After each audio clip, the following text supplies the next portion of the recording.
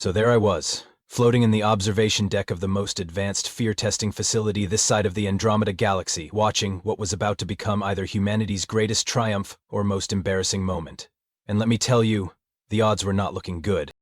The Galactic Council had this thing about fear, see. They believed that any species worthy of joining their little cosmic country club needed to prove they could face their deepest, darkest terrors without completely losing their minds. Fair enough, I suppose. You don't want the guy representing Earth at intergalactic peace talks to wet himself at the sight of a particularly aggressive space squid. Coordinator Vexka stood beside me, all 7 feet of crystalline anxiety wrapped in what I can only describe as the alien equivalent of a 3-piece suit. Her species communicated primarily through color changes in their translucent skin, and right now she was cycling through what I'd learned meant profound bureaucratic concern. Think traffic light having a nervous breakdown. Dr. Mumbleton, she said in that tinkling wind chime voice of hers, I must once again express my doubts about your species' methodology. The Zephyrians lasted 14 minutes before complete psychological collapse. The Cromnoids managed 8. Your human has been sitting in the waiting room for 37 minutes playing something called Candy Crush and humming. I adjusted my glasses and tried to look more confident than I felt. Coordinator, humans have a unique relationship with fear. We've been dealing with existential dread since we figured out we were mortal. Trust me, Marcus can handle whatever your fancy machine throws at him. That's when the door slid open. Marcus Tank Thompson walked in, and I immediately understood why Vexka's skin had just shifted to what I'm pretty sure was the crystalline equivalent of what the actual hell. Tank was everything you'd expect from someone nicknamed Tank.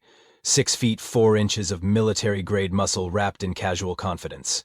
The kind of guy who probably ate nails for breakfast and flossed with barbed wire. He was also carrying a teddy bear. Not just any teddy bear, mind you. This was clearly a veteran of many childhood battles, missing one button eye, sporting a patch where his left ear used to be, and wearing a tiny red bow tie that had seen better decades. Tank held it with the casual ease of someone completely unbothered by the fact that he was about to face cosmic horror while clutching a stuffed animal. Morning, Doc, Tank said with a nod in my direction. Ready to show these folks how it's done? He held up the bear slightly. Me and Mr. Snuggles here are good to go. Vexka's skin went through about 15 different colors in 2 seconds. I'm pretty sure one of them meant system error. Security Chief Grondak, a walking mountain of scales and paranoia from the Reptilian Defense Corps, leaned forward from his monitoring station. Is this some form of psychological warfare? A distraction technique, perhaps? Tank looked genuinely puzzled. What, Mr. Snuggles? Nah, he's just my fear buddy. Had him since I was 3. Mom always said facing scary stuff is easier when you've got backup. The silence in that room was so thick you could have cut it with a plasma blade and served it at a dinner party. Dr. Mumbleton here, and let me paint you a picture of what happened next. Imagine the most advanced minds in the galaxy, beings who had mastered faster-than-light travel, conquered death, and figured out how to make decent coffee in zero gravity, all staring at a stuffed animal like it had just solved the unified field theory while tap dancing. Vexka was the first to break. I require clarification. Is this creature a symbiotic organism, some form of Earth weapon disguised as whatever that is? Tank looked down at Mr. Snuggles with genuine affection. He's a teddy bear, ma'am. You know, stuffed with cotton, made for hugging. Pretty standard Earth kid stuff. He paused, considering. Well, I guess not so standard anymore since I'm 28, but hey, we all got our things. Grondak's reptilian eyes narrowed to suspicious slits. Impossible. No warrior enters battle with a comfort object. It displays weakness to the enemy. See, that's where you're wrong, Chief, Tank said, settling into a chair that creaked ominously under his weight. Mr. Snuggles here isn't about weakness. He's about remembering who you are when everything goes sideways. Had him through basic training, 3 tours overseas, and that time I accidentally watched my sister's wedding video, where she did that thing with the interpretive dance. Trust me, that bear's seen some stuff. I was frantically pulling up human psychological profiles on my tablet, trying to look like I had any idea what was happening. Yes, well, humans often form attachments to inanimate objects during childhood that provide, emotional regulation and... Doc, Tank interrupted gently. You don't have to science speak it. Mr. Snuggles makes scary stuff less scary. End of story. Vexka's skin was now pulsing between 17 different shades of confusion. But the point of the fear trial is to face terror alone, to prove individual psychological fortitude against the unknown. Tank shifted Mr. Snuggles to his other arm. Yeah, but who says you gotta be alone? I mean, sure, I could go in there all stoic and stuff, white-knuckle my way through whatever cosmic nightmare you've got cooked up, but why make it harder than it needs to be? Because that is the nature of the test. Grondak slammed a scaled fist on his console. For 3,000 years, every species has faced the trial alone. It is tradition. It is law. It is... kind of dumb, Tank suggested helpfully. The temperature in the room dropped about 10 degrees. Not literally, mind you, but you could feel the collective alien indignation sucking the warmth right out of the air. These were beings who took their cosmic bureaucracy very seriously. And here was this human treating their most sacred ritual like a particularly inconvenient dentist appointment. Look, Tank continued, apparently oblivious to the mounting xenobiological outrage. I get that you guys have your whole thing figured out. But maybe, just maybe, there's more than one way to be brave, and my way involves Mr. Snuggles, because that's what works for me. Vexka turned to me with what I was beginning to recognize as her "fix this immediately or I'm filing a report" expression. Dr. Mumbleton, surely you can explain to your specimen that this is highly irregular. I opened my mouth to respond, then caught Tank's eye. He gave me the slightest nod, the kind of look that said, "Trust me, Doc, I got this." And honestly, what choice did I have? "Actually, Coordinator," I said, hoping I sounded more confident than I felt, "I think we should let the test proceed as planned, in the interest of, scientific observation." Tank grinned and gave Mr. Snuggles a little squeeze. "That's the spirit, Doc. What's the worst that could happen?" Famous last words, right? But Tank just stood up, adjusted Mr. Snuggles under his arm like he was heading to a picnic instead of psychological warfare, and walked toward the fear chamber like he owned the place. The chamber itself was impressive, I'll give the aliens that. Imagine a sphere about 50 feet across, made of some kind of metal that seemed to absorb light and hope in equal measure. The walls were covered in sensors that could supposedly read every neuron firing in your brain and tailor the fear experience to your specific psychological weak points. 3,000 years of research had gone into making this the most terrifying place in known space. Tank stepped inside and immediately started looking around like he was touring a particularly interesting museum exhibit. Cozy. You guys got good acoustics in here?" Vexka's voice crackled through the intercom, her skin now a steady purple that I was pretty sure meant barely controlled panic. "The test will begin momentarily. Please, prepare yourself." "Already am," Tank replied, sitting cross-legged on the floor and positioning Mr. Snuggles in his lap. "Take your time." The chamber hummed to life, and suddenly the walls disappeared into an endless void filled with writhing tentacles the size of skyscrapers. Each tentacle was covered in eyes that wept acid, and somewhere in the distance, something that sounded like a choir of the damned was singing show tunes backwards. It was the kind of sight that had reduced the proud Zephyrian ambassador to a gibbering mess within 30 seconds. Tank tilted his head thoughtfully. "Ooh, that's pretty good. Very Lovecraftian. Nice touch with the musical component." He gave Mr. Snuggles a little pat. "What do you think, buddy? I'm getting some serious Cthulhu vibes, but with better production values." Back in the observation deck, Grondek was practically vibrating with confusion. "He is critiquing the horror manifestation?" The cosmic nightmare shifted, and suddenly Tank was standing on the edge of a cliff, overlooking his own death in about 47 different gruesome variations. Past Tank was being eaten by space wolves. Future Tank was dissolving in acid. Present Tank was apparently being forced to watch it all, while classical music played. "Okay, now that's just showing off," Tank commented, settling more comfortably with his bear. "Though I gotta say, the space wolf thing is pretty creative. Do they come in different colors or just the standard cosmic black?" Vexka turned to me with what I can only describe as the expression of someone whose entire worldview was currently being fed through a blender. "Dr. Mumbleton, is your human broken?" "I don't think so," I said weakly, watching Tank point out interesting details of his own demise to his teddy bear, like he was narrating a nature documentary. The chamber tried again. This time it went for existential dread, showing Tank the heat death of the universe, the meaninglessness of existence, and a particularly harrowing vision of what would happen if pineapple pizza became mandatory throughout the galaxy. Tank nodded approvingly. "Now we're getting philosophical. Mr. Snuggles always said the universe was probably going to end anyway. Didn't you, buddy?" He turned the bear to face the cosmic void. "See? He's not impressed either." "He is talking to an inanimate object," Grondok observed. as if it were providing counsel during an existential crisis. Well, yeah. Tank's voice carried easily through the chamber's speakers. That's kind of the point. Mr. Snuggles doesn't judge, he just listens and provides moral support. Very therapeutic, really. You guys should try it. The fear simulation flickered, stuttered, and then did something I'd never seen before. It seemed to pause, as if the machine itself was having second thoughts about the whole enterprise. Tank looked up at what he probably assumed were hidden cameras. Hey, you guys okay up there? Your Doom machine seems to be having some kind of technical difficulty. Vexka's skin had gone completely transparent, which in her species apparently meant system overload. The fear matrix is adapting to his responses, but it cannot find a baseline terror threshold to exploit. Translation, I said, watching my career prospects dissolve in real time. Your machine has no idea how to scare someone who brought emotional support to a fear test. Tank stood up, brushing off his pants and tucking Mr. Snuggles securely under his arm. So, is there more? Or was that the warm-up round? That's when things got really interesting. And by interesting, I mean the kind of interesting that makes you question your life choices and wonder if it's too late to switch careers to something safer, like professional volcano diving. Grondak had apparently reached his limit. Maximum protocols, he growled into his communicator. Authorization Omega-77, I want every fear algorithm we have running simultaneously. Chief, one of his technicians squeaked. That level hasn't been tested since the Nightmare Wars. We could cause permanent psychological damage. Good, Grondak snarled. Maybe then this human will take our trial seriously. The chamber responded like it had been waiting its entire artificial life for this moment. The walls didn't just disappear this time. They exploded outward, into a kaleidoscope of pure terror that would have made Hieronymus Bosch weep with artistic envy.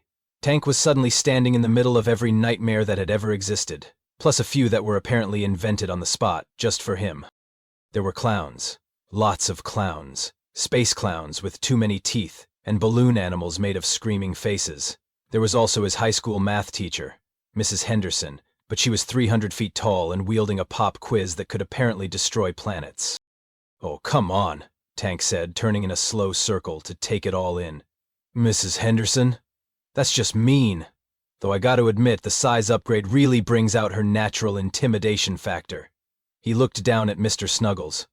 Remember when we failed that geometry test? This is way worse. The simulation cranked it up another notch. Now Tank was being chased by every embarrassing moment from his past, while giant cosmic entities judged his life choices, and a narrator with a particularly condescending British accent listed all his failures in alphabetical order. Failure to ask Jenny Morrison to prom, the voice intoned. Failure to call his mother more often. Failure to understand why people put pickles on hamburgers. Hey now, Tank protested, dodging a manifestation of the time he'd accidentally called his teacher Mom in 3rd grade. The pickle thing is a legitimate philosophical position. Mr. Snuggles agrees with me, don't you, buddy? He held the bear up to his ear, as if listening to a response. He says the cosmic narrator has terrible taste in condiments. Back in the observation deck, we now had an audience. Word had apparently gotten out that something unprecedented was happening, because half the Galactic Council was crammed into our little viewing area, watching Tank have a casual conversation with his childhood toy, while reality collapsed around him. Ambassador Clethnorian, whose species had supposedly transcended physical fear eons ago, was taking notes. Fascinating. The human appears to be using the inanimate object as an external processing unit for emotional regulation. It's a teddy bear, I said weakly.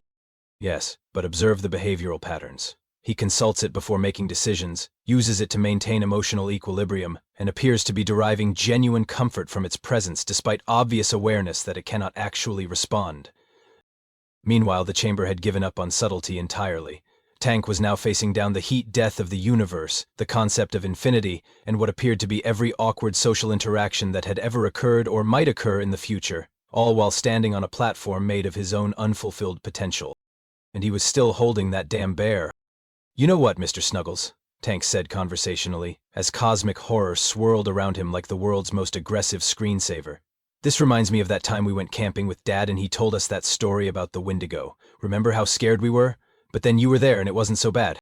The fear simulation actually stuttered, like visibly glitched. One of the cosmic horrors briefly turned into what looked suspiciously like a confused penguin, before snapping back to its properly terrifying form. Is the system malfunctioning? Vexka demanded. Negative, her chief technician replied. his own skin now a worried shade of green. The system is functioning perfectly, it's just that every time it generates a fear response, the subject's stress levels actually decrease. The machine is learning, and it's getting confused. Tank had apparently noticed the glitch too. Hey, was that penguin supposed to be scary? Because honestly, penguins are pretty cute. Mr. Snuggles likes penguins, don't you, buddy? He adjusted the bear's tiny bow tie. He says the cosmic horror aesthetic is a bit much, but he appreciates the effort. The simulation tried one more time, throwing everything it had at Tank. Personal failures, cosmic insignificance, the eventual extinction of his entire species, and for some reason, a really uncomfortable dinner party where everyone was judging his choice of appetizer. Tank watched it all with the kind of serene interest you usually see in people watching fish in an aquarium. "This is actually pretty relaxing," he announced. "It's like meditation, but with more tentacles." That's when the fear chamber started smoking. Not metaphorically, literally smoking. Sparks were shooting from control panels, and warning lights were flashing in colors that probably didn't have names yet. "The system is overloading," someone shouted. "The fear algorithms are trapped in a paradox loop. They keep trying to generate terror, but the subject's fear response is somehow inverting the feedback." Tank looked up at the ceiling with mild concern. "Should I be worried about the sparks? Because Mr. Snuggles is kind of flammable." Emergency shutdown protocols kicked in faster than you could say cosmic liability insurance claim, and within minutes Tank was back on the observation deck, still holding Mr. Snuggles, while a small army of alien technicians tried to figure out what had just happened to their supposedly foolproof fear machine. The room was packed now. Word had spread through the station faster than gossip at a church potluck, and it seemed like every major species representative in the sector had shown up to witness what was being called either humanity's greatest psychological breakthrough or the most expensive equipment failure in galactic history. Vexka stood at the center of it all, her crystalline form cycling through colors so rapidly she looked like a disco ball having an existential crisis. "Explain," she demanded, pointing one translucent finger at Tank. "Explain how you broke a system that has successfully evaluated the psychological fortitude of 17,000 different species." Tank settled into his chair again, Mr. Snuggles perched comfortably on his knee. "Well, ma'am, I think you guys might have been approaching this whole fear thing backwards." "Backwards?" Ambassador Clethnorian leaned forward, genuinely intrigued. "Please elaborate." "See the way I figure it," Tank began, unconsciously straightening Mr. Snuggles' bow tie as he talked. "You've been testing people to see if they can face fear alone. But that's not really how humans work. We're pack animals, social creatures. We face scary stuff together, because together is how we survive." Grondak's scales rattled with skepticism. "But the object is not alive. It cannot provide assistance." "That's where you're wrong, Chief." Tank held up Mr. Snuggles to face the room. "Mr. Snuggles here represents every person who ever believed in me. My mom, who gave him to me. My dad, who didn't make fun of me for keeping him. My sister, who sewed his ear back on when the neighbor's dog got to him. Every friend who could have mocked me but didn't. Every person who said it's okay to need something to hold on to when the world gets scary." The room had gone quiet again, but this was a different kind of quiet, the kind where you could practically hear minds being blown in 17 different languages. "But more than that," Tank continued, warming to his theme, "Mr. Snuggles reminds me that being afraid is okay. He doesn't make the scary stuff go away. He just makes it okay to be scared while you deal with it. See, courage isn't about not being afraid. Courage is about being terrified and doing what needs doing anyway." Dr. Zimbara, the council's chief psychologist, was frantically taking notes on a device that looked suspiciously like a space-age typewriter. This is revolutionary? You're saying the object serves as a psychological anchor that allows you to maintain emotional regulation while experiencing fear stimuli?" "Sure, if you want to get all fancy about it," Tank shrugged. "I just call it having backup. When that machine was showing me all those cosmic horrors and personal failures, I wasn't thinking about how scared I should be. I was thinking about how Mr. Snuggles and I had been through worse and come out okay." "Worse than cosmic annihilation?" Vexka asked incredulously. Tank's expression grew serious for the first time since he'd walked in. "Lady, when I was 6 years old, my parents got divorced, and I thought it was my fault because I'd been bad at school that week. Mr. Snuggles sat with me through 3 months of crying myself to sleep and convinced me that sometimes bad things just happen, and that doesn't mean you're alone." He looked down at the bear with genuine affection. "When I was deployed overseas, I kept his picture in my helmet. When my unit got pinned down for 18 hours under enemy fire, I wasn't thinking about dying. I was thinking about getting home to tell Mr. Snuggles about the weird stuff I'd seen. The observation deck was so quiet you could have heard a pin drop in another galaxy." These were beings who had conquered death, mastered the fabric of space-time, and probably had really strong opinions about quantum mechanics, and here they were being lectured about psychology by a soldier and his teddy bear. "The point is," Tank said, standing up and cradling Mr. Snuggles like the precious cargo he was, "you guys have been testing whether people can face fear. But humans don't just face fear, we face it together. We bring our support systems, our reminders of who we are and why we're worth protecting, and we walk into the dark anyway." Ambassador Vorthak, whose species apparently communicated through interpretive dance, began what I can only assume was an excited jig. "The implications are staggering. If fear can be managed through emotional anchoring, rather than simply endured through willpower, then maybe," Tank said with a grin, "your test isn't about finding the fearless. Maybe it's about finding the people who know how to be afraid and keep going anyway." Grondak had been silent through all of this, but now he stepped forward, his massive frame casting a shadow across half the room. "Human," he said slowly, "you carry the memory of your pack into battle." "Something like that, yeah." "This is not weakness." "Nope, it's strength. Just not the kind you've been looking for." The security chief nodded once, a gesture that somehow conveyed both respect and the dawning realization that everything he'd believed about courage might need some serious revision. "Your species is unusual." Tank grinned and gave Mr. Snuggles a gentle squeeze. "Chief, you have no idea." 6 months later, I was back at the same facility, watching the most surreal sight in galactic history unfold before my eyes.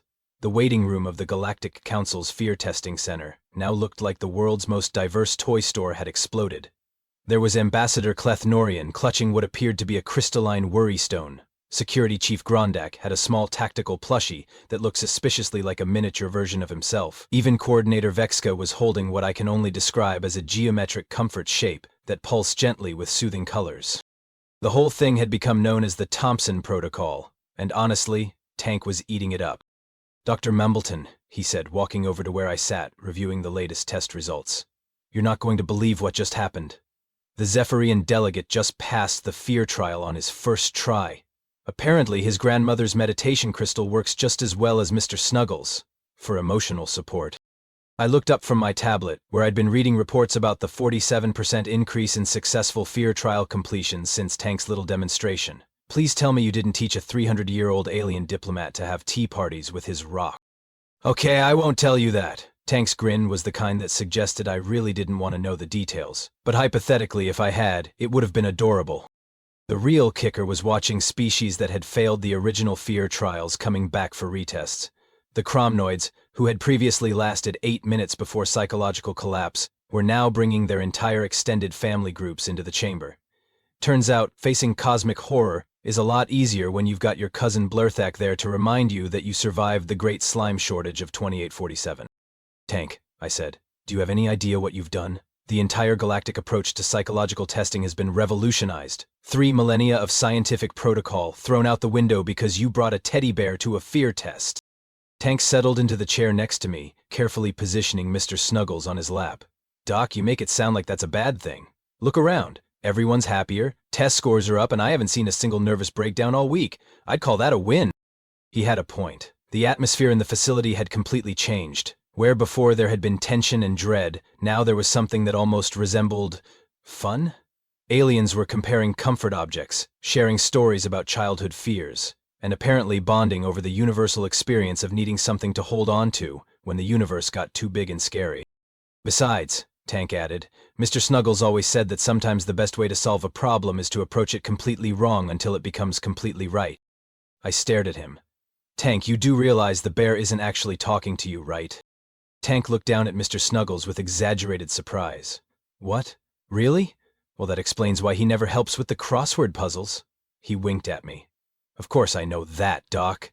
But sometimes the best advice comes from the part of yourself that remembers when the world was simpler and scarier, and you got through it anyway."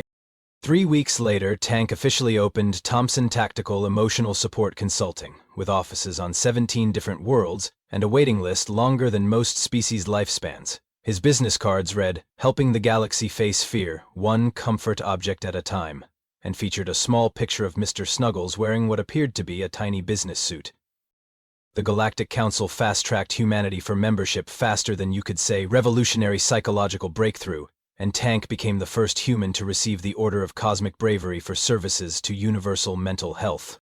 At the ceremony, when asked for his acceptance speech, Tank simply held up Mr. Snuggles and said, "Sometimes the scariest thing you can do is admit you need a friend." The bear, as always, had no comment, but if you looked closely, I swear his remaining button eye was twinkling.